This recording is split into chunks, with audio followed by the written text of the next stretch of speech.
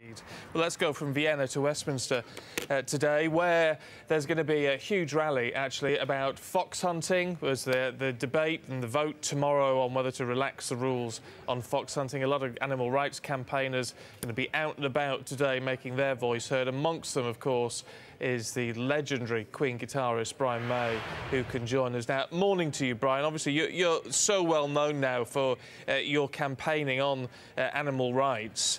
But when it comes to this fox hunting change in legislation, should it happen, we're not talking about a reversal of the current ban, are we? But just a relaxation of the rules. It's a repeal of the Act under a different name, really. It's bringing back full-scale fox hunting through the back door. And I think people are outraged. It's amazing. I mean, I do think the government thought they could get away with it because it's been so quickly pushed through. It'll be the last vote of the present session. But it's actually created the biggest email storm Parliament's ever seen. I'm quite stunned, actually. I have to say, Twitter's gone mad here today, and it does seem like the public, as we saw when the first ban was brought in, were very much in favour of this sort of move. Why do you think it has been touted at all? Well, it's an underhanded way, you know. I mean, Cameron has promised for years that he would give a free vote on fox hunting. He hasn't managed to do it because they realised that they wouldn't win it. So this is really a very underhanded scheme to try and disable the Hunting Act by different means. I mean, the SI, the statutory instrument, was not designed for this. They're saying it's a minor modification to the Act, but no, it isn't. It's a real... It's effectively repeal under a different name. We do know that foxes can be a pest, particularly to farmers who've got other livestock to think of. My understanding of this relaxation, which is, you know, and let's stick to what the government is saying it would be, would still mean you could use more dogs, but the foxes themselves would still have to be shot rather than be torn apart by the hounds. Wouldn't that...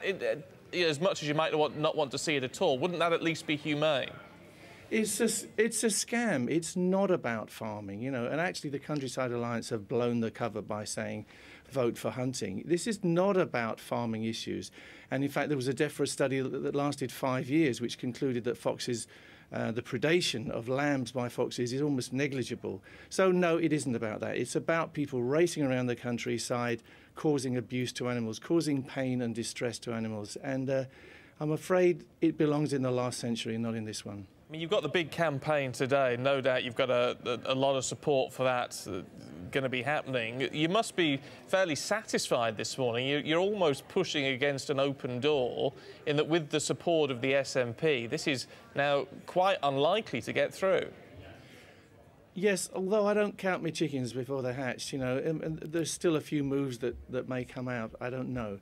But yes, it's great to have the support of the SNP. It's also great to have the support of some great Tory MPs, which I think people didn't expect. You know, that's what's made more difference than anything else. Of course, we have most of the Labour Party on our side, but this is not a political issue. This is really an issue of cruelty versus a so-called sport, which really belongs in the Dark Ages. There's a huge sense of irony, Brian, though, isn't there, that this may well be stopped because of the SNP, and yet in Scotland, the rules are as such that actually, presumably, you would have a lot of concern about what's happening there when it comes to fox hunting.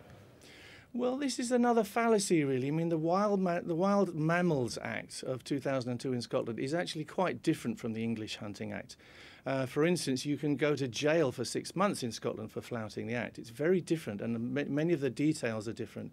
So actually, the SNP have said that they are going to look at the Scottish Wild Mammals Act and see if they can tighten it up, because the I4 have actually found that the law has been flouted. There's been people out there chasing around with packs of dogs with not a gun in sight. So it's not about flushing foxes out to shoot. It's about the sport.